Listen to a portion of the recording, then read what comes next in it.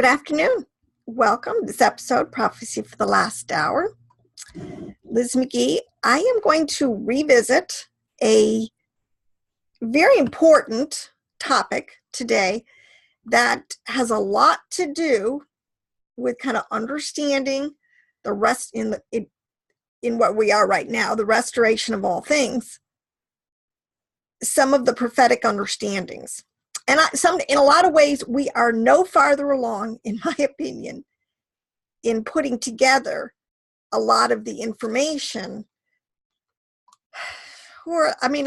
putting together the prophecies in a coherent, linear, and complete way than the first century church was. So in other words, I'm going to revisit Paul. Was he a liar? Was he a lunatic? Was he a false apostle? Or, like Yeshua, was he who he says he was, an apostle to the Gentiles, who was a Torah giant, Torah scholar in such a time?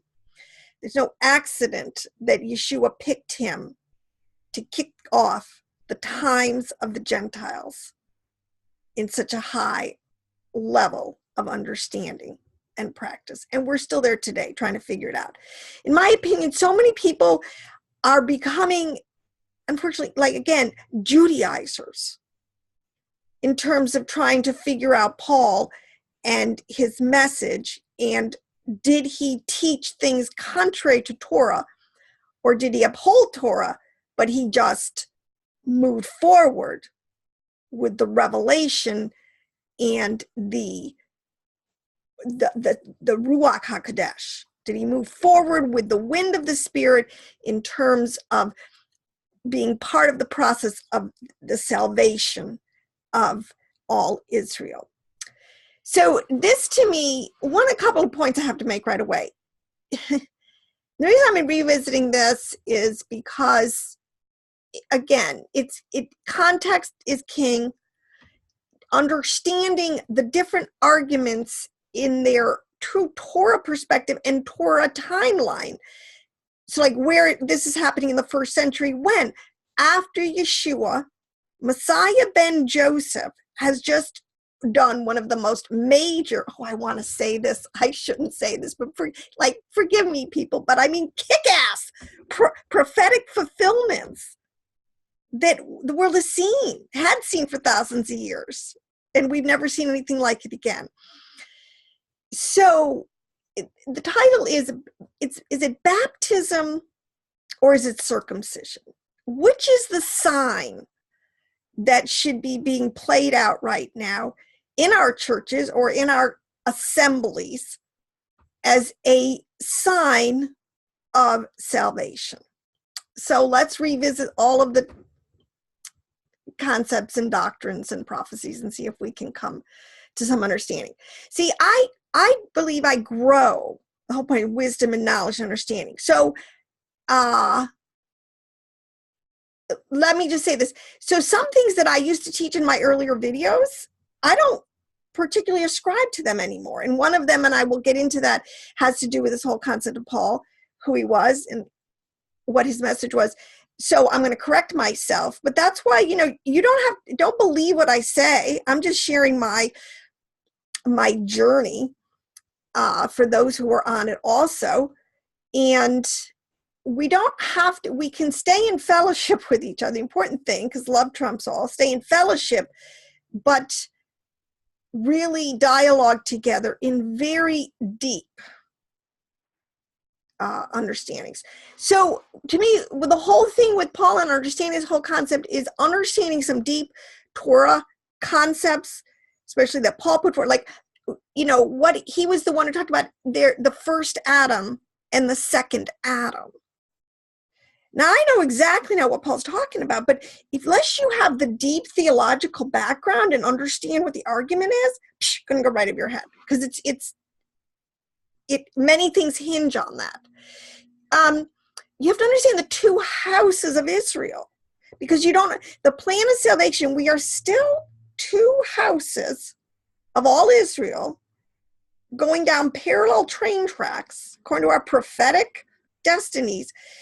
we're merging closer and closer into the time of the restoration of all things. People understand the end of the Gentiles is pretty much done. We're done. We're entering new age, a new cycle, a new age. There's new on the horizon.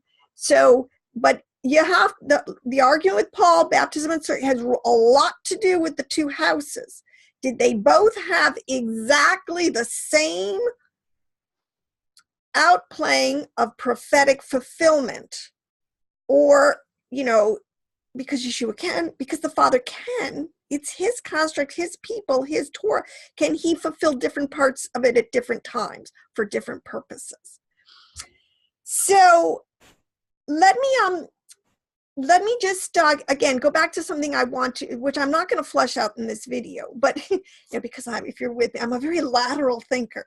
I mean, I got to have all my different understandings. I move forward, each of them sort of dovetailing a little bit at the same time. I've got a whole army or a whole thing of ideologies that I'm trying to move forward into truth, kind of all at the same time. That's why I'm revisiting Paul at this point. So one of the hot topics today is, who was Paul truly? Was he, the false apostle that people want to say he is? But it comes down to this kind of concept in the Dead Sea Scrolls that has come back to us. There is this man of lawlessness. There is this liar. This is this figure in the Dead Sea Scrolls that people have been trying to figure out forever who he is. Many are ascribing him in this discussion to be Paul, because they can't fit him in any other context. Because again, a lot of Hebrew roots people, those who are moving forward with the Spirit back into our understanding, our Torah roots and understandings, don't know what to do with him, because it does seem on the surface, this is the truth, that he's teaching another gospel, that he's breaking Torah, that he's telling people to do something that, but is that really the case? So this is where superficiality, you have to just throw out the window, because you'll never get it if you're going to stick on first level understandings or superficiality. Peter, he says this about Paul. He's hard to understand because he is a deep thinker. He can do the height, the depth, the breadth, and the width of Torah understandings. That's a Torah scholar. That's a Torah sage. I'm not dishing. The apostles were there, absolutely, and especially because they got a lot of their understanding firsthand from the mouth of the Messiah, the Son of Elohim himself. All right? Paul, on the other hand, had to get it like most of us do, by deep meditation, by revelation, by just, working our minds with the Ruach to get to these understandings. Not many of us have been able to sit literally at the Messiah's feet and get it, face to face like that. So there's a character, I'm becoming to the conclusion, so this is why I want to correct myself. I know I've said this in one of my way earlier videos, was I was reading, the Dead Sea Scrolls and the Nag Hammadi codices. They kind of both go together, because both of these are huge bodies of religious and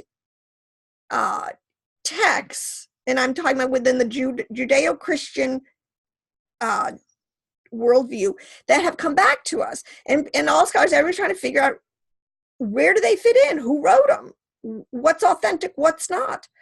So I did used to believe that the Nag Hammadi codices were right up there with the Dead Sea Scrolls. This was true revelation. And I even went so far as to say that I thought that, well, maybe the Nag Hammadi codices, the Gnostic Gospels, Gnostic texts, this is the word that you associate with the Nag Hammadi text, were kind of the writings of what Yeshua might have taught his disciples in the 40 years before, once he was resurrected, before he ascended. I don't believe that at all.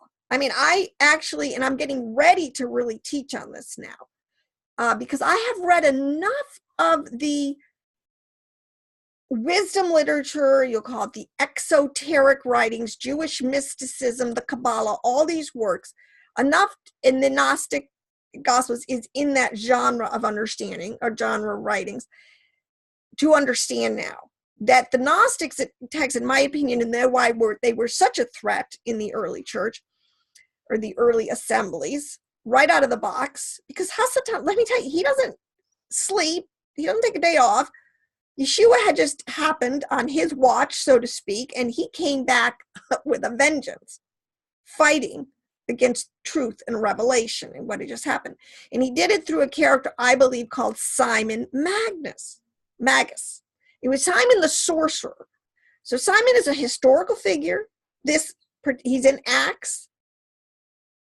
And there's a lot of information about him, and a lot of it now, I believe, has not been correctly digested, so to speak.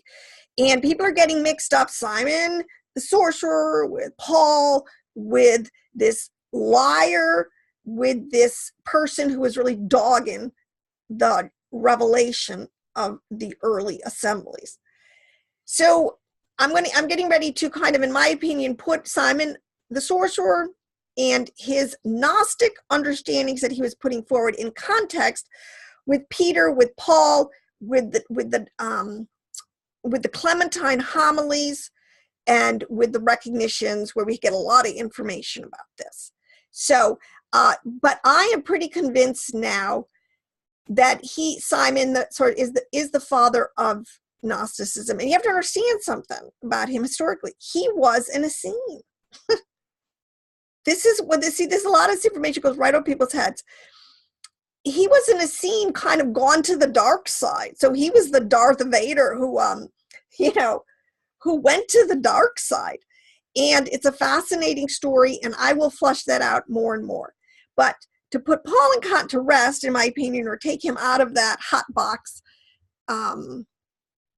false teaching, what in my opinion now, they're not the same person. Paul was no more a Gnostic than I am today. All right, I'm not a Gnostic. I'm a wisdom seeker according to the tenets of the faith that I follow, the faith of Abraham, Isaac, and Jacob, the patriarchs, but I am not a Gnostic. And this is a huge difference that needs to be understood. This is something I think Paul understood. And this is so important because Gnosticism is being totally reintroduced to the modern, especially Western secular mindset, but we're not really being told. It's a bait and switch going on. And it's extremely, disconcerting and important that we understand this now, because we've got to expose the darkness. Darkness will flee. But if you think that Gnosticism and wisdom are the same thing, you are missing it. All right. So Gnostics believe basically that knowledge and wisdom can come from many different sources.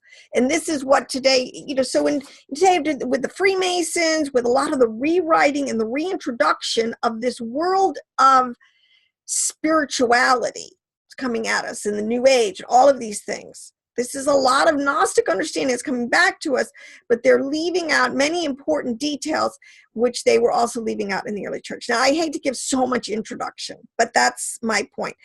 Knowledge does puff up, okay, and love does edify, but Gnosticism is just knowledge in terms of, and they are very syncretic, that knowledge will save. But as I'm going to show you, Yeshua taught, Paul taught, the apostles taught,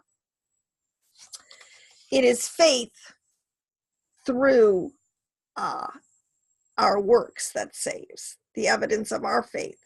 So let's go into this. One of the things I want to point out initially too, and say, a lot of things, there's a quote, there's a verse in John 21:25. It says that, and there were also many other things which Yeshua did, which if they were written in detail, I suppose even the world itself could not contain the books that would be written. And this is an important principle to understand, because, I was listening to another teacher, and they were basically saying, that they did not believe that they would dish Paul, because Yeshua, it's obviously he was circumcised. He did not dish the Torah and fulfilled it, that therefore Paul has to be a false apostle. But what we need to understand in more of this understanding is that many of the things that Yeshua, which, and I will put in here, did and said, we don't have, and many of these writings are coming back to us. So when we get huge, like a garbage dump of information like the papyruses, and I don't even know how to say it, that huge group of writings and texts that came back to us out of Egypt at the turn of the century.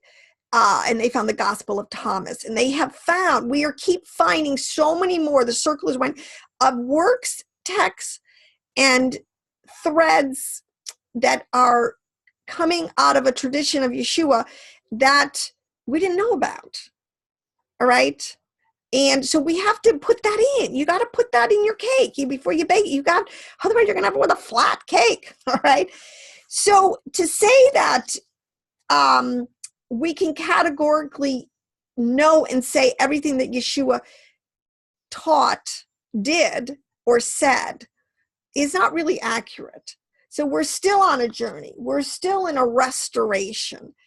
And so this gets to my point here to go in did Yeshua, in the revelations and the teachings and the bringing up to speed in preparing a people, starting with his apostles and going forward, the 70 elders that were sent out into Paul, this thing going forward, did he promote baptism or circumcision as a sign of salvation? So let's just get right into that.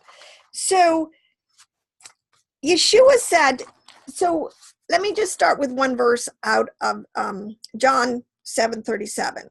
Now, on the last and greatest day of the feast. Now, we know that this is the feast. We can now look at this and understand from a Hebrew point of view. This is the Feast of Sukkot, which is coming up, people. So, I just want to say, prepare yourself. Learn about Sukkot. Learn its deep, because these are all the feasts are dress rehearsals, all right? They're just object lessons that the people would do over and over and over, pointing to prophetic markers that different people and we're going to fulfill. And here is Yeshua on the last day of the feast of Sukkot declaring, and he says, on the last and greatest day of Sukkot, Yeshua stood up and said in a loud voice, if anyone is thirsty, let him come to me, as the scripture has said, and streams of living water will flow from within him.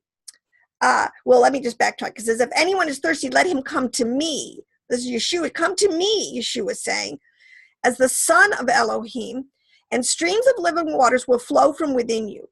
By this he meant the Spirit, whom those who believed in him were later to receive. Up to that time, the Spirit had not been given, since Yeshua had not been glorified. Now again, here he is taking an object lesson, an act, a ritual in the feast, and he's absolutely telling the people, look, it's all pointing to me. This whole thing you've been doing for centuries is now pointing to me. I am the living waters. Believe in me. And those living waters, the spirit can flow from me into you. And again, ultimately, you can receive eternal life. So there's nothing in there about circumcision. Okay, we're getting this picture, and I'm going to paint this for you greater and greater. What Yeshua is really teaching and preparing the people for, because it said that he spoke this, that he was trying to instruct the people that this was going to be the receiving of the Spirit, which they hadn't received up to this point. But he is priming them. He's priming the pump. It's going to flow soon. So one of the things to understand is in Mark, and I'll give you a couple, and this is an agreement.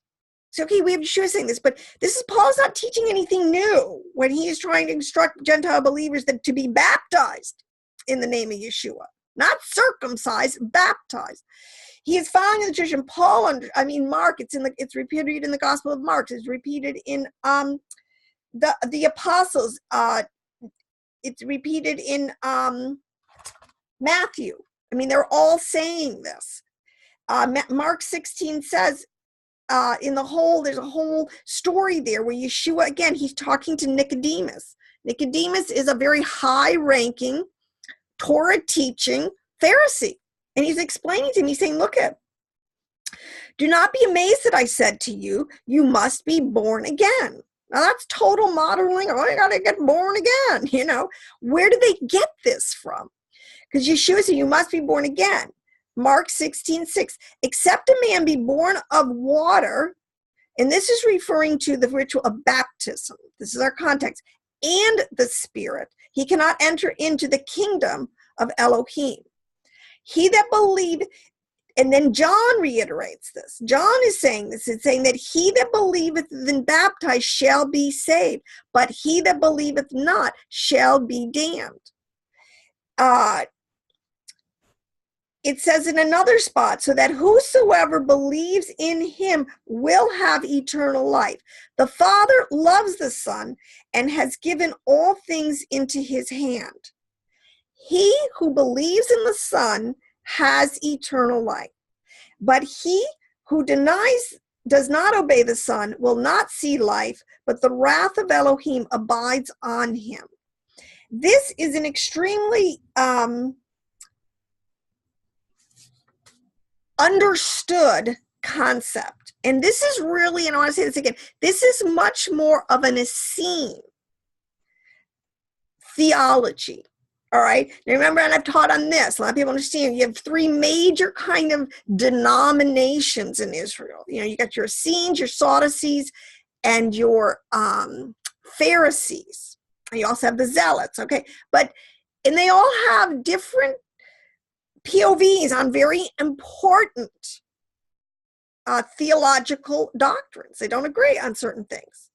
But here is Yeshua, and this is why we see more and more in the research that Yeshua is coming out of more of an Essene theology. John the Baptist, we know, I mean, with Qumran, all these was an Essene. And it is the Essenes that we know first, their assemblies, their people groups, those that were following and tracking along with this mindset were the first to really get who Yeshua was and move into this new phase of the prophecies and the revelations. Okay, so and again, in the reader, John 3:5 at the end, in 6 it says, that which is born of the flesh is flesh, but that which is born of the Spirit is spirit. All right, these are very important concepts to get. Now, Moses, even, this is a lot of this understanding, all right, was going forward. And this is what, and I'm going to get to Paul, how Paul put it together for the Gentiles. All right, and then we'll get into this. You got to keep your people group straight. Which house are you in? Are you talking to someone from the house of Judah? Talking about somebody from the house of Ephraim, the lost sheep, who Yeshua said he personally came to begin their renewing of the covenant with? Or are these in being specific to Gentiles, people who really, to a Hebraic mind, except for those really deeply steeped in Torah, understood, were left out of the covenants of Abraham, all right? But it's in the text. It's there. It's very, very evident now, looking back, that the plan of salvation was going to go forward, was going to reunify the two houses, get the lost sheep, and it was going to go out into the Gentile nations. And we're at the end of that, the 2 days in which we're specifically set aside to do that specific work. Go into the Gentiles and reclaim and find the lost sheep of the house of Israel. Judah has always been Judah. As Yeshua said, Judah, the older brother in the parable of the prodigal son, the father said, look, what everything I have is yours. You've always been with me from the beginning. Why are you being upset? Don't get upset because I am now, saving others. I'm doing a bigger work here. Just hang tight. All right. So these are, theological understandings we have to keep straight. Moses, when he lifted up the serpent in the wilderness, he even understood that. He said, even so, yes, the Son of Man must be lifted up, and whoever believes in him will have eternal life. This was a totally understood and prophecy, and it was stated many times through many prophets in many seasons of Israel's history that this was coming. So let me read you something really quick in here. This is a book, one of the Jewish mystical texts that I read, and Actually, I'm mastering. Okay, it's really exciting to get is the Bahir, all right, which is attributed to a first century school of rabbis, all right, or Torah sages, and it is just redacted. Let me put it that way. It's just redacted in the first century, but the knowledge and the wisdom, they will tell you that these Torah, it goes all the way back to Abraham and before.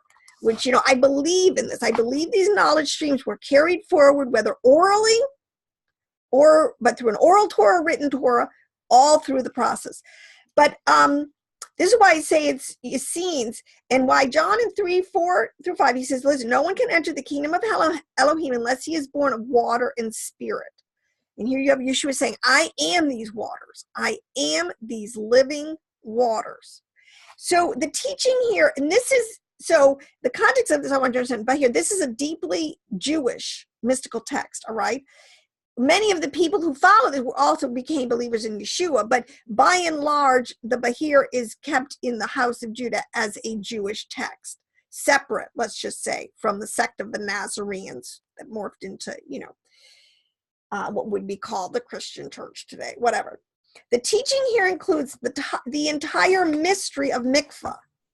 See, again, and I've been through this, these are deep mysteries that are hidden in Torah, and when they're allowed, and I always said, I look at the mystery, they're like some of Yahweh's best intel.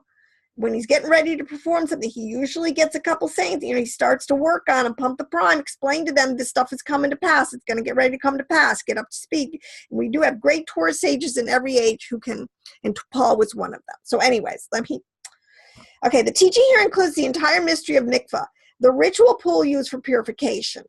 And this is something the seeds were really, really big in, if you study this, all right? The mikvah contains 40 saws or measures of water, 40 being the numerical value of mem. Mem is one of the Torah letters, and it means water. I mean, that's what it means, water. The mikvah thus represents the womb, all right? And this is when a person enters the mikvah, it is like he re-enters the womb. And when he emerges, it is like he is reborn. So what I'm telling you is this is a deeply understood Torah mystery amongst Torah sages, whether they have believed in Yeshua or not.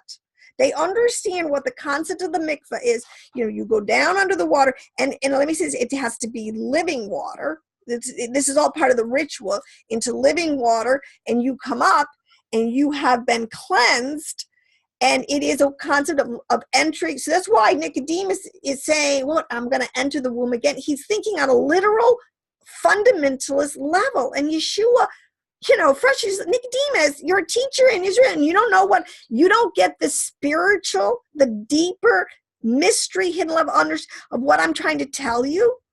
Now, Nicodemus was a Pharisee. Maybe if he had been talking to in a scene, it would have been a little different, all right?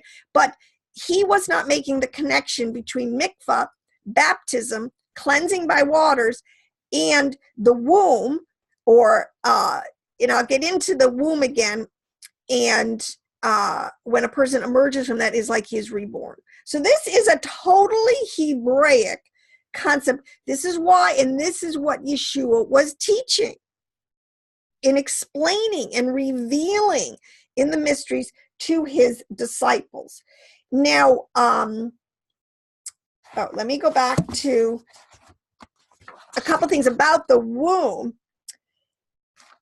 Water, it says, it mentioned water represents the concept of change. And this is also the primary concept of birth, from when they leave the womb and then you're out into the air. You go from water into this realm of air. You take your first breath. You're in a whole different, this is a dimension. Okay, this is really interesting because, that little baby is alive in the womb, breathing, or is it breathing? Water, it's like a fish. Okay, it's in water, it's alive, it's not breathing air, but it is an alive entity in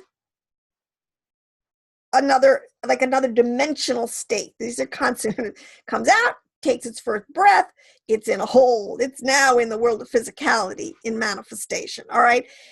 The concept of mem is also, it represents the present. Water represents change. That's why the concept of there's some other really deep things into this. I don't need to keep doing that. But what we have to do is make this connection biblically between the mikvah, between baptism in living waters, to Yeshua, to the receiving of the Ruach. Because the Ruach HaKodesh, when he breathed on them and he said, receive ye. And that was even an object lesson when Yeshua is, he's priming them again. Look at, after I die and resurrected, I'm going to send to my Father. I'm going to send the Ruach. And isn't it, a lot of the sending isn't, I could say to me, the correct, more typological word should be is that it's opening a gate, access now to the Ruach.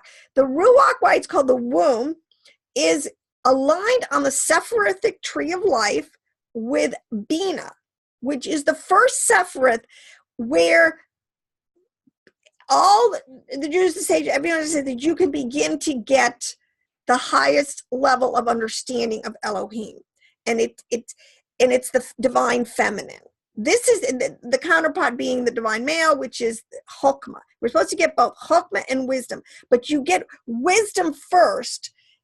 So that's why the female, the womb, the rebirth, all those words are swirling around that concept. So you understand, the Jews, we don't have the depth of the understanding of the theologies that are being implied in a lot of these words and a lot of these object lists, a lot of the allegorical, parabolical language that's around these things. All right. But this is really important to understand. So I made my case on that one. So let's move into specifically a little bit Paul and why he is taking this concept now and he's getting it right from Yeshua. I say Yeshua himself said you can't be born again except through water and the Spirit. So that's the formula, and that's the early church. That's what they did then, and the whole covenant and the whole entering into the congregation through baptism. This is why and how it developed. Also, and through the Ruach. I also believe in what they, some people call it the second baptism. I do believe in this. So many believers, they stick with the water baptism and they never progress into what is called the power manifestation of really the demonstration of the Spirit's power, which is through the Ruach. All right? That's what we really need to get back. That's what the early church had. All right? That's what we need more than anything. But we have to come in through the correct gate, through the correct steps. You can't be a thief and come into the gate through a different way, or try to get in through a backdoor way. And this gets back into, when I get back to the whole point of why Simon Magnus, why the apostles would not receive his testimony. You can't buy this. You can't. This concept of Ruach and power, because that's what he was seeing. He was seeing these guys doing unbelievable demonstrations of the Spirit's power, and he's like, hey, I want that too. Can I buy it? Okay. So let's get back to Paul now. There's some really interesting things here. Because again, I believe everything Paul says about himself. All right. I mean, it fits totally in my opinion, totally into who he was and the development of him as a believer and where he finally ended up as a member of that sect of the Nazarenes.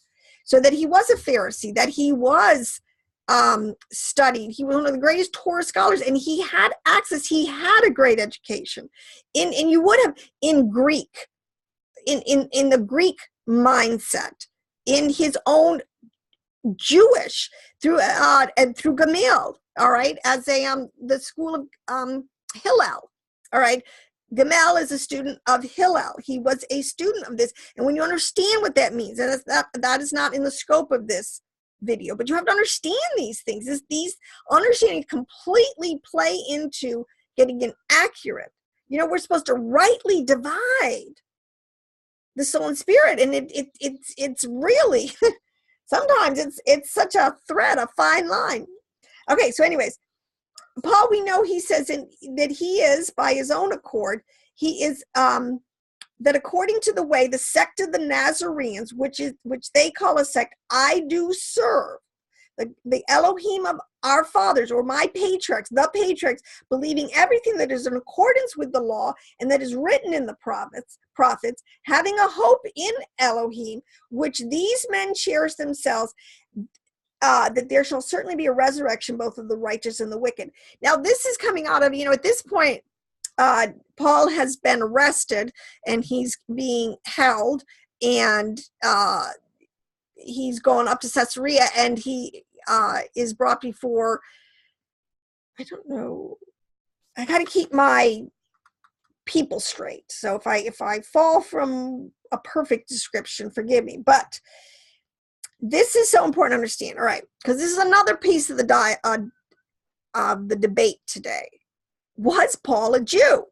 And this is, it's so important to understand.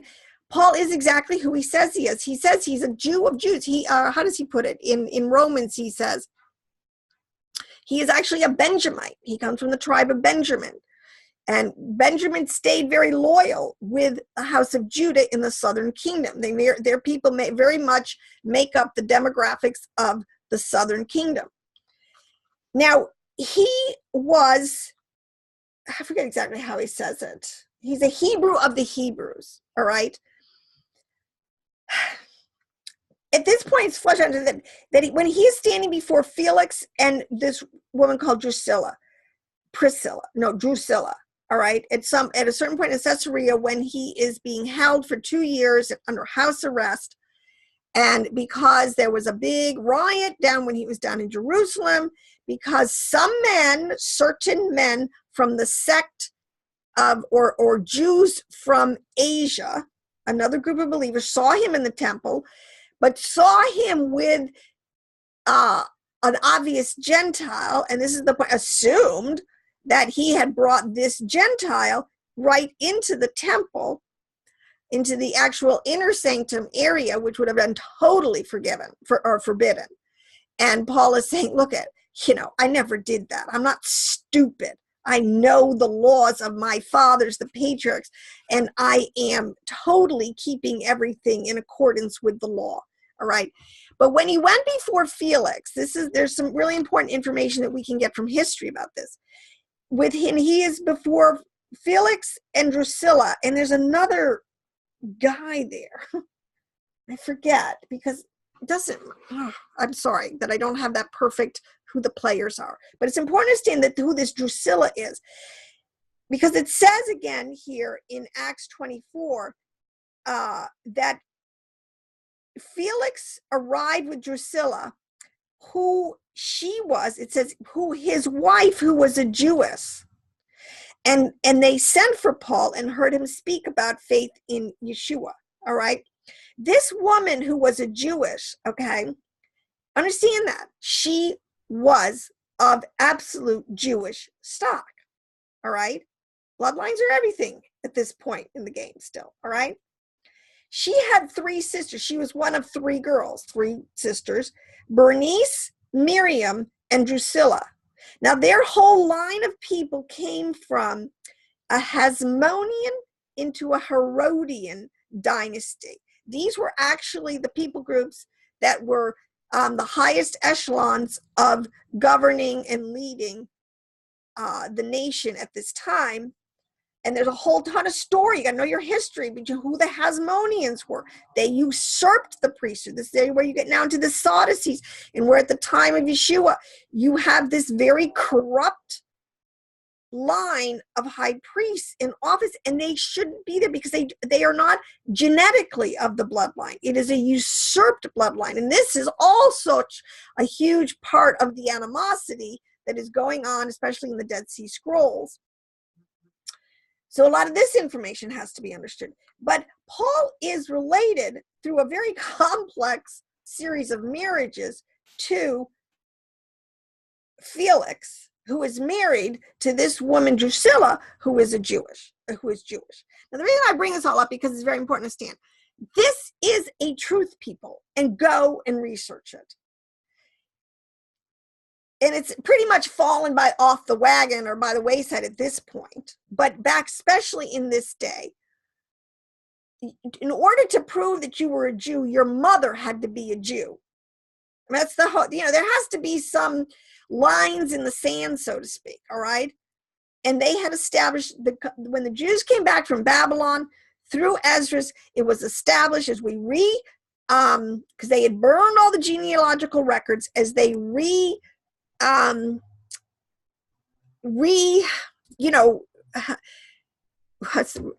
the word I'm looking for? Oh my gosh, as they put back their lineages together, the line in the sand was the mother had to be a Jew in order for the family line or that group to come back into being part of, like, quote unquote, the all Israel, or the house of Judah that was coming back. All right. Paul had a Jewish mother. This is something that we can prove and understand in the genealogies. And so this, to say that he was just a Herodian, well, that's half the story. It is not the important story. All right. Yes, he had connections. Paul and Felix were remotely related. This whole concept, but from the point of view of establishing Paul's right to call himself a Hebrew of the Hebrews, and which gave him, according to, like, a lot of the privilege that he would have had, being born into an upper echelon family who probably were living not in Tarsus. This is the point. If people understand how many Jews lived as Jews in other parts of the known world. I mean, in Babylon, in Egypt, and in Palestine, you had, and in Rome, as it moved forward, you had Jews, practicing, believing Jews, living in these areas, all right? And this is a huge, like, the Jews in Alexandria are a huge piece of the puzzle. Yeah, and even in Babylon, that's why Peter went to Babylon, all right? Because there were ancient genealogical families living there as Jews in the diaspora, all right? So I want to put that to bed, okay? It's really important to understand. Now, but the other piece of this story that's so interesting, okay, this lady Drusilla that Felix was married to, it was his second marriage, all right? Drusilla dissolved. Now this comes from, and I think, and Josephus alludes to this. So we know, we have a couple of second, third witnesses to this story.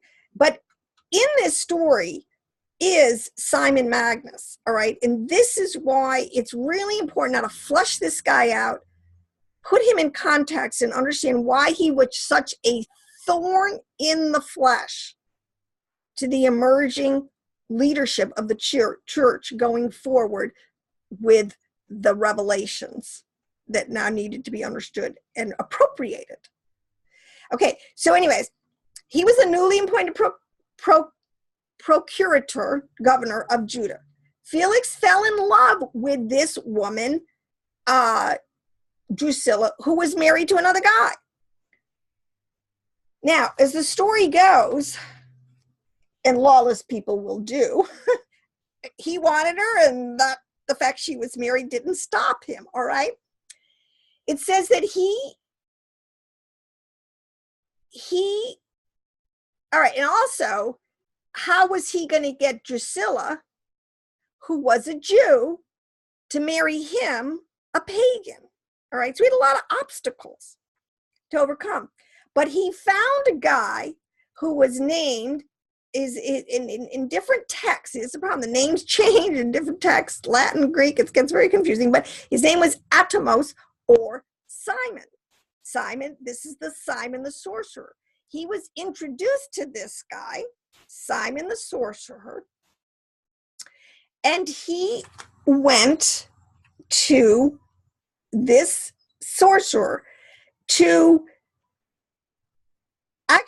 get this guy to use his magical powers to somehow make Drusilla fall in love with him. Okay, now this is all part of the world. Love potions, people. We think that this stuff is all made up. No, people take the wrong kind of people for it, but this is the point. Magic, sorcery, take this stuff very seriously. And it works. Otherwise, people wouldn't have been practicing it, all right? But the point is, what's so interesting here, we have this connection to this guy, Simon Magnus, a sorcerer. Okay, so let me just read this. With the help of a Cryptorite magician. Okay, this because we know, again, this gets back into where we know that Simon Magnus came from, whose name is variously given as Atomos and Simon. He induced her, Drusilla, to follow him, though a pagan, and to become his wife, contrary to the laws of her people, because obviously she's a Jew. She's not supposed to marry outside of her stock, her race, her people. I mean, that's a no-brainer. All right. Now, the way he did this, okay, now this is another, let me just digress in this. This is, how do I say this? In these, and I wish I know how to say it, orthanaics papyri that was found in this huge garbage dump in Egypt, they have found now, after reading all these texts, it's so interesting, literally a ritual that a sorcerer would do, or a spell that would coerce someone to fall in love with them. All right. So we know that this was practiced. This is sort of the, why would someone go to a witch doctor? What part of my thing with you have to understand knowledge is power, but also what kind of power? It's not all theological stuff. There's a lot of practical or practices that is in this whole concept of the mystery schools, the wisdom schools, the Gnostic schools, whatever. Even the Essenes, this is the point, had retained, that's why they're called the keepers of the secrets, deep understandings of workings. See, this gets really difficult because I know people today, it's like anything supernatural, it's like, they don't understand power. They think it is like a little, you just wake up one day and, they don't understand, even when you exercise power, what you're doing, even as Christians, believing in Yeshua's name, in his name, rise up and walk, you are exercising a concept of mind over matter. This is known in the ancient world as something they knew. This is because I don't want to lose it. This is known as a power source. So both sides understood the power of the mind in exhibiting power manifestations. I hope that makes sense.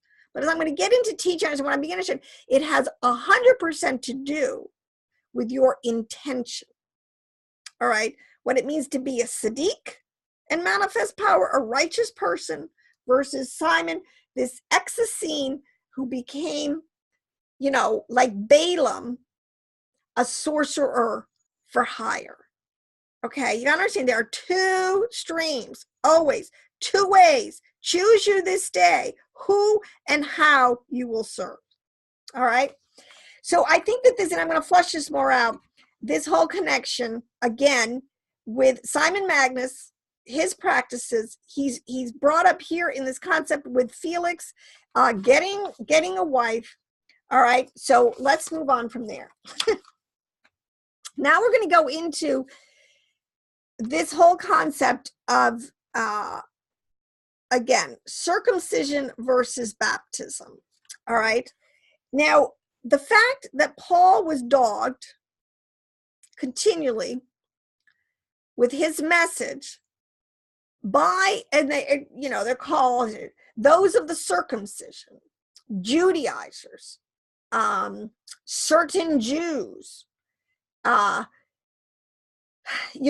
Josephus records that at this trial of Paul, the high priests and those sent elders, they're called, came down to Caesarea, came up to Caesarea, with elders and a lawyer who's probably a Pharisee.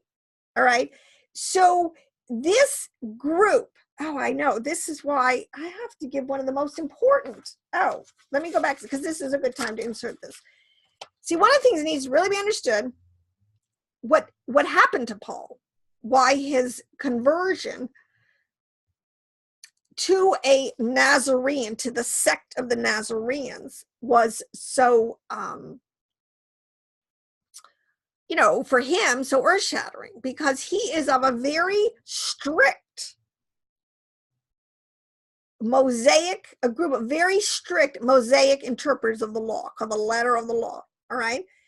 Now, there's another group of writings out there that are really interesting called the letters of Paul to Seneca, or letters of Seneca to Paul. Seneca was a Roman with Nero, I guess you would call him. He was a very brilliant theologian, philosopher, esoteric understander, and teacher. I think he was like, what would you call it? Like a guardian, like someone who would teach a very wealthy person in that day. They didn't go to school. A lot of them had private tutors. So here you have this guy Nero, who we know is a very wicked, in history, ends up being a very wicked person, and also a murderer of the early Christians. But one of his tutors is this guy Seneca, and Paul was in dialogue with Seneca. All right, history is so interesting, the connections get made. But there's a little quote in here in these letters where Seneca is saying, Paul, look at, wait a minute, okay. Seneca is saying back to Paul, look at, greetings. We are much pained by your retirement. Now let me try to read it and put it in context. But what is it? What is it? Wait a minute. What is it? What causes keep you away? If it be the anger of the lady, Poppaea. All right, now there's another whole story about Poppaea teaching going on that's like crazy, but I can't get into that today. But here is Seneca. Nero, I think of this story, Nero is married at this point to this lady, Poppaea. All right, but who I think is a daughter of a high priest. Now, I don't have that accurate in my mind, so I don't know if that is accurately true, but I know that there is, in this letter, he is referring to real people. So if we can try to put this together. Seneca, the tutor, is talking to Paul. He's saying, pained by your retirement.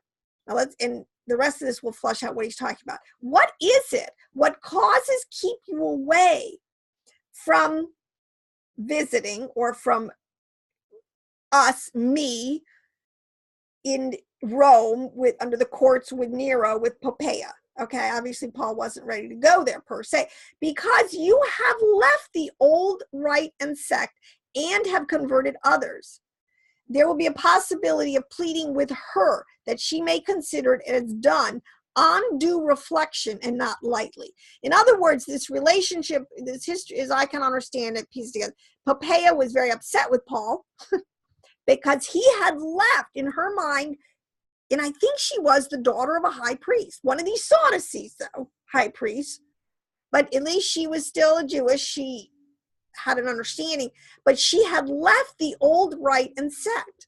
Now, this is very critical to understand with Paul, and we know this. He left off being a strict Pharisee, practicing his quote-unquote religion according to that sect. Now, when use the word sect, you have to understand, just like today, there are sects all over the place. We are still divided into so many different camps. We all have our little pet theologies and things that we follow and we think we're right. And it's no different than now as it was then. But this gives us a lot of information that, first of all, they considered Paul had retired. Well, you don't retire, right? But he had left this whole world of being a Pharisaical Jew, and he had joined this new sect of the Nazarenes. And not only there, to add insult to injury, he was converting others. So this was known, but this helps to explain in a whole different angle and so we know historically that this is accurate, that Paul did leave the old sect and rite of Pharisaic Judaism and to become a follower of the sect of the Nazarenes. So, I mean, right there you have it. And what did that mean? So what did these Nazarenes believe that was different? All right. So there's a lot of other places where this is flushed out in, I was going to give you in Josephus in War in the books of the war, Jewish Wars, book 2, it talks about how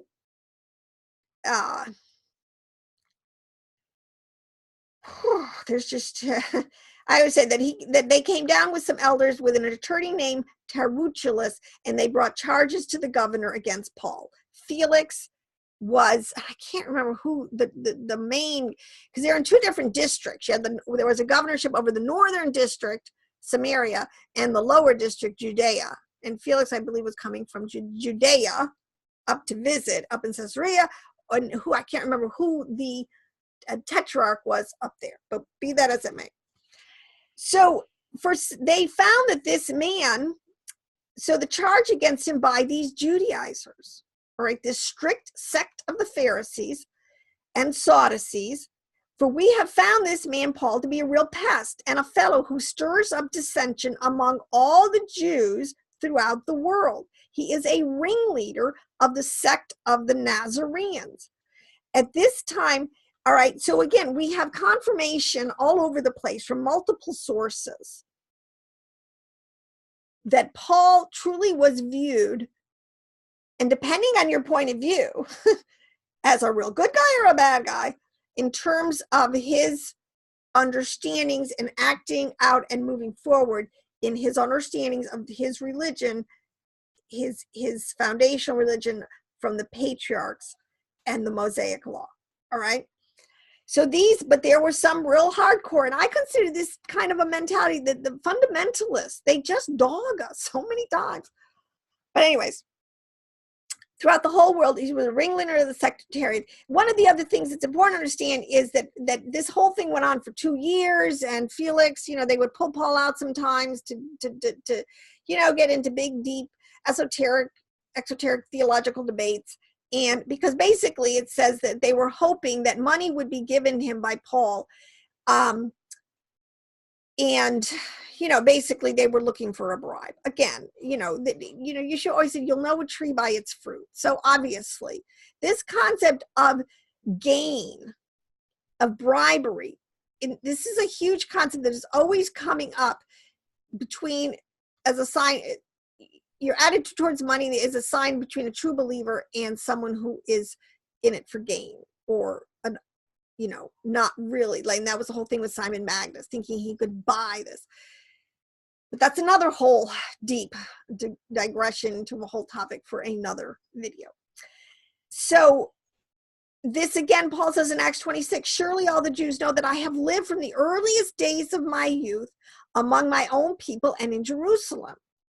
See, these things to me, then why do we have to argue about this? I mean, there's so many witnesses that confirm and verify that this was the state of the situation with Paul.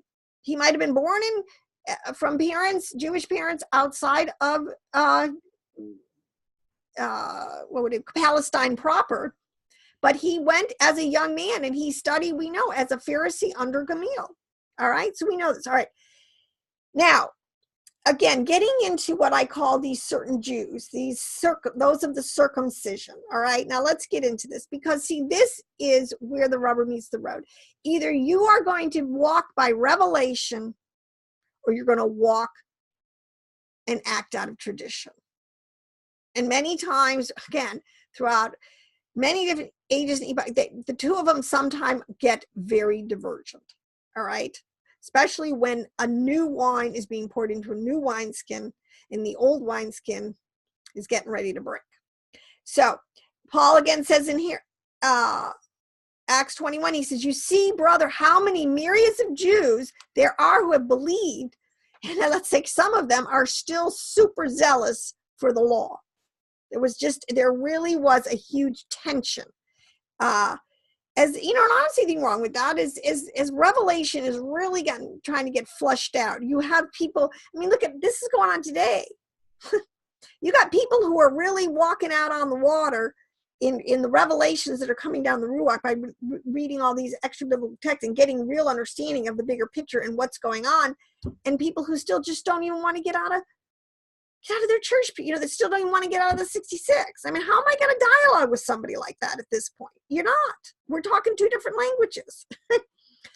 So for the sake of peace, but it says in Acts 21 again, it says, but you have been informed, saying that you teach all the Jews who are among the Gentiles to forsake Moses, so that they ought not to be circumcised, not to circumcise their children or walk according to the customs. See, now this is a falsehood. See, a lie stirs up dissension among the brethren. Paul never taught, and this is where we get into this, he never taught that a Jew should not be circumcised. His whole message was to the Gentile coming in that they were going to be baptized by water and spirit. Okay? And this is because today it's still true today as much as it was then. And this is why when understanding this concept, some of the players, especially the people around Paul, to understand them, Timothy's mother was Jewish. This is and this is why Paul had him circumcised, okay? Versus Titus, who was a Greek, he was not compelled to be circumcised. So unless you understand that there, yes, are still two houses. That's why he says, look, stay where you are and practice where you are called. If you're a Jew, you practice under the Mosaic law as a Jew. If you're one of these new Gentiles, and I'll tell you a little secret. It's not a secret. Those who were moving forward with, quote unquote, in the knowledge and wisdom revelation of the sect of the Nazarenes, were going forward and being baptized and leaving to a large extent because they were understanding, and this was all preparatory of the destruction of the temple that was going to happen in 780 to the new wineskin. All right, because baptism. All right, I don't want to get ahead of myself. So in other words, we have here Peter, Barnabas, Paul, John, and Mark. And Barnabas, let me just say, Barnabas was a Jew, so he was already baptized. All right. So this is the point where you're beginning to see this going. But we know that Peter had this revelation again, and it's only appropriate that he received the original revelation of the new wineskin, the new paradigm shift going forward, that you cannot call anything unclean anymore, that Yeshua is making clean, that by his death, burial, and resurrection, these, I'm going to say it again, kick-ass game changers, people, oh my gosh, we're making available now, all right, to the new people groups that Yeshua was reaching out now, walking through nations to save. So Peter, in that lowering, that vision he had, the lowering of the sheets, all these animals, clean and unclean, and Yeshua saying, look at Peter, rise up, kill and eat. This is just a way to tell his deeply Mosaic brain, Jewish brain, practicing just like his father's.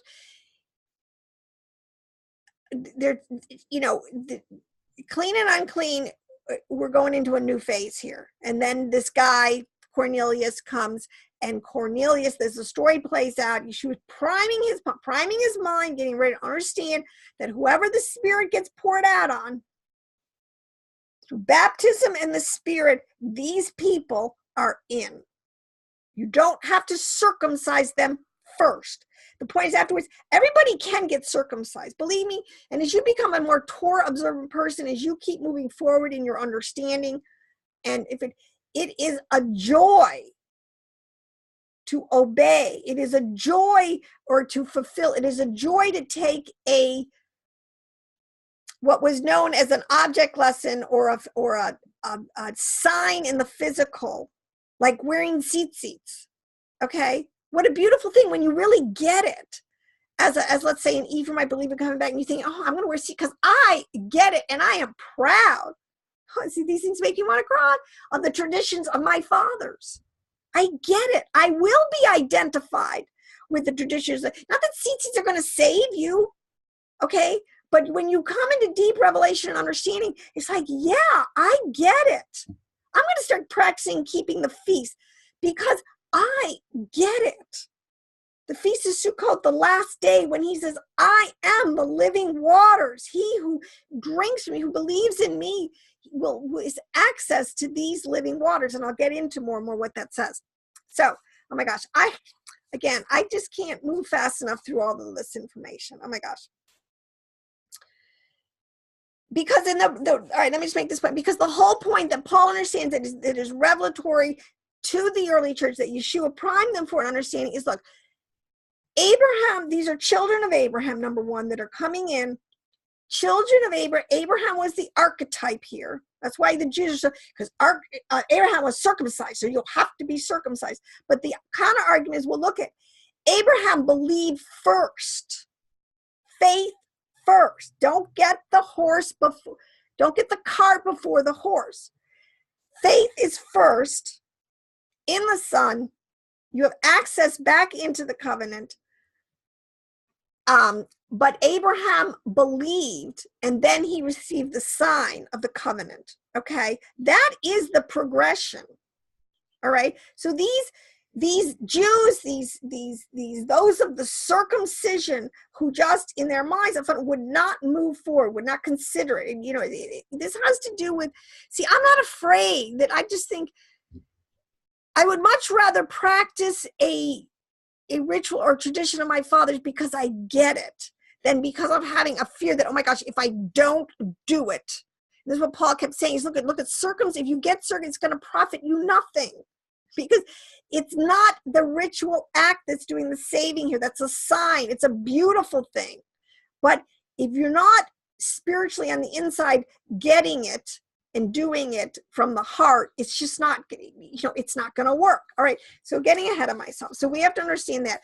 But why is circumcision, why was it so important? Because first of all, it does have a huge, you can't denegate, and my point is not to denegate its importance, but see, because of the way the prophetic timeline was going to be forward, Yeshua was prophesied to come through literally a physical seed line of Judah, the priestly tribe. Now this is, we know, Judah they not only had the covenants, the oracles, the promises, the temple worship, and all those kind of things, they also were going to carry forward the literal bloodline of King Yeshua. All right, coming from the line of David. Now these are prophecies that were given to the house of Judah. All right, and right down to the wire, they fulfilled it. And that's why the Jews today are still under the covenant, because the faithful Jew is still keeping the oracles, the traditions, the writings, and in their house and practicing them in faith. All right. So circumcision was a promise sign. It was of this seed line, that through this circumcised seed line, that they were going to keep a bloodline pure for this promised Messiah. Well, you know what, guys, he's here. It's like, let's move on with the program. It happened. He came through Mary, Joseph, the whole storyline, death, burial, and resurrection. Okay, now Pentecost, the Ruach comes. You get baptized. You get the Ruach. Moving forward. Okay, let's keep going here, people. We got to save a whole world. Okay, so. This is why sometimes the Ruach leaves people in the dust if they can't keep moving. So it relates to and this isn't even at a deeper mystical level. This is why Yeshua is called the door, which we better understand is he's the gate. He's the gate back in, because it relates to the Sephiroth of Yesod, which relates to actually the male phallic symbol. All right. And this is why they literally used to circumcise or cut away the foreskin on a male child. All right. And these have deep understandings, because literally, as I'm telling you, we're body, soul, and spirit. Stuff is happening as I tried in all realms at all times. Okay. So it was very important. But this Sephiroth of Yesod, it's just called the gate. Holy souls come through this gate. That's why Abraham circumcised himself and Ishmael and Isaac and his whole household and everything, because they say this this is the point of the thief has to go in. You got to go in through this gate. All right. And it's a gate of faith. So you have to go in through, there's no other gate. There's no other door to get in. All right. Except through this through Malkut, it's so hard, complicated. I want to get to the kingdom, which is Malkut, which is Shekinah, which is the lowest Sephirot, and Yesod, which is really the best way to, in Christian mind, is the bride and the groom. All right, there's no other way to put it. I mean, this marriage supper, this marriage that is happening between the bride and the groom. All right, this is all factors into having this deep understanding. All right. The promise was to Abraham through his seed, his descendants, and it was a very specific way to keep track, physical circumcision, all right? But it's a physical marker, all right? But this is said over and over again. Again, Yeshua and Paul were not teaching anything contrary to each other or contrary that was already in the law. If people would have been studying deeper and spent more time developing their minds at the highest level to understand how all these concepts, which seem sometimes like competing and contradictory concepts, dovetail together. So anyways, one of the other principles to understand why we have these verses of the letter of the law and the spirit of the law. All right, those are real theological constructs, and you have to understand what they represent. But circumcision fell under being a category of the letter of the law. It was a physical marker. Okay, a letter, is something you can see. It's tangible. It's in the physical. But this is what is really interesting to understand when you understand the relationship between the oral Torah and the written word. Yeshua he says, I am the word. How do I explain this? It's a relationship between a letter and a vowel. Because we know, if you know Hebrew, you understand something. A lot of words have the same letters. I did a whole teaching on this. The teaching I did on David, that he was called Rudy, that he was red. All right. I forget what I called it. Oh my God. It was just like maybe four videos ago or so. But a lot of words have the same letters, but it's the vowel points that give it its meaning. All right. So that's why a word like Adam, A-D-O-M, can be used 3 or 4 times, but where you put the vowel points gives it's a world of difference in what that word means, okay? But this is a really important concept to understand, because it's like the concept of the body, which is seen, which is physical, the letter of the law, versus the vowel of the law, or the spirit, the intent, what is really being described in a higher level. See, that's something that Paul understood. Why baptism was what the early believers adopted, because that was the deeper meaning and of what was being implied and contained and carried forward in this act of circumcision. All right. So the spirit of the law refers to the vowel points, which refers kind of like to what you're putting, what is inside, what is the meaning inside of that ritual. I hope that makes sense. But again, if you think I'm making that up, because this concept of the oral Torah, the spirit of the law, is equated to like the keys of the kingdom. And it is these keys that are added to give meaning, this true spiritual understanding and meaning to the word.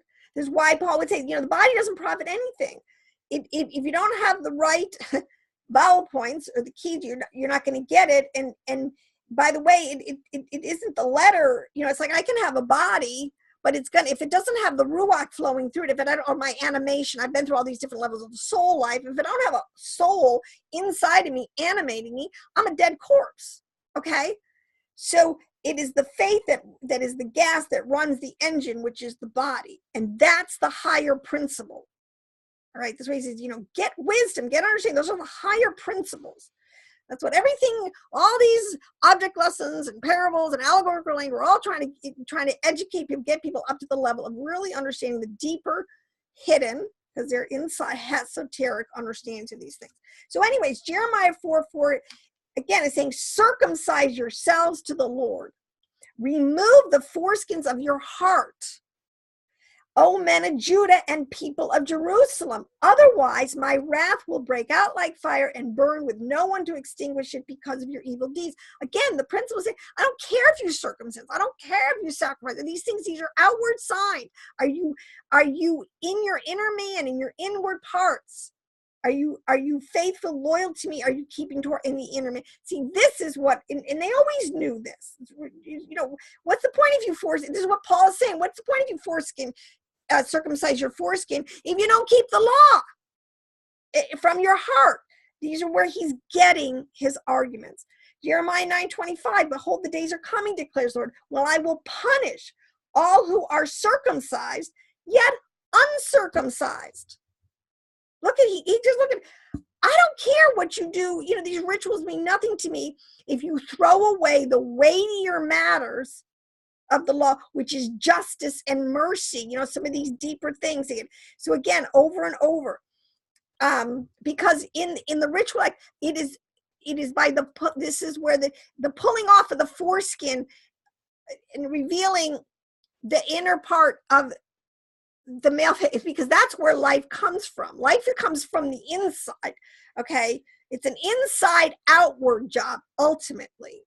All right, you can wash the outside of the cup, but if it's inwardly, it's still full of, you know, all sorts of wicked things. It's just not gonna work, people. All right, that's not the way it's set up to work. So that's why Paul will firstly say in Galatians 6:13, for the circumcised do not keep. For if the circumcised do not keep the law themselves, and they want you to be circumcised so they can boast in the flesh, what's the point of it? You know, why would you let a circumcised, you know, man who wants to kill me, what am I doing? I'm just teaching the law on a deeper level. Why would, you know, this is the point, all right? And this is why Paul is getting these analogies straight from the Old Testament. Romans 2:27 says, the one who is physically uncircumcised, yet keeps the law, will condemn you. Even though you have the written code and circumcision are a lawbreaker. So that's why Yeshua says it's for out of the heart are the issues of life. And now because Yeshua has come, you know, death, burial, and resurrection, it's a new ball game. He is, as we said, the first Adam and the second Adam. He no more the living soul, Adam Caveman. The new Yeshua has made a way now. To the Hesed, to the true meaning of life. And this is, you know, it's not like they think that, you know, and this is how the male and the female, but the men have the life principle. They will say it is the seed and the life principle that gets impregnated in the womb, which has its own seed or its own the elements. Oh, I mean, there's just so many deep things here. I can't even go into this, but mark my words, for Paul to teach that for the Gentile believer, circumcision is not your go-to ritual sign. It is baptism. It is faith that when you get baptized in the name of Yeshua HaMashiach, with real genuine faith coming from the inside, that's why from your heart, you're good to go, because that's the real living waters. Now your pump is primed. So, all right, now let me go into some of my last points here. Let me just see if I am I missing anything that's really huge? But this is why, again, Paul is constantly making the distinction, because he says in Galatians 2:16, because we know that a man is not justified by the works of the written law. Justification, you understand these words are different, you know, being righteous, being justified, being saved. They're not all giving the same total nuance of the thing. To be justified means you're in a level playing field. You're the Jew who was circumcised and keeping Torah was a son of Elohim, and in, you know, part of the whole Habara, the Olam Habara was promised to them. Well, now to the Gentile believing person, if they, through faith in Yeshua HaMashiach, they now, through that faith, that's their bar they have to have. They are now also being told are grafted into or eligible now to be part of the Olam Habra, which is the world to come, which is the new Jerusalem, which is the new heaven and the new earth, which is manifested on the 8th day, people. And I'll tell you, that's why they circumcised on the 8th day. All of these deep theological, they dovetail each other and they confirm each other. You're circumcised on the 8th day because the 8th day is the day of the whole new, that's what you want to make. You want to make the cut. You want to get into the new heaven and the new earth that will be manifested on the 8th day. And that's why all dovetails into Revelation. But let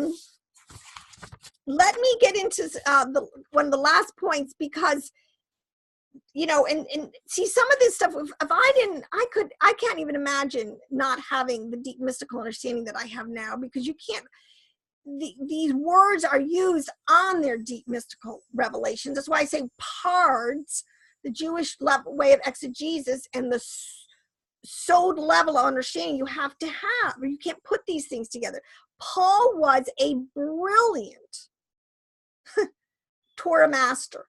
And this is why the upper waters and the lower waters, if you read in your creation story, he separated the heavens from the heavens. What are they doing? I mean, has he got a glass up there and he's pouring half? Okay, no, these are deep, esoteric, mystical concepts. And these are really words they're explaining to us the hidden dimensions and realms of the spirit, whatever. I've been through this.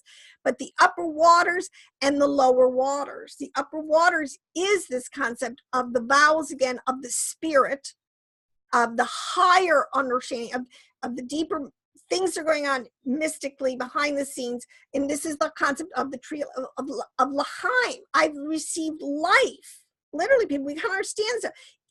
Eternal life, versus the lower waters, right, which would refer to, again, more levels, lower levels of physicality down here. That's why the bride and the groom get married.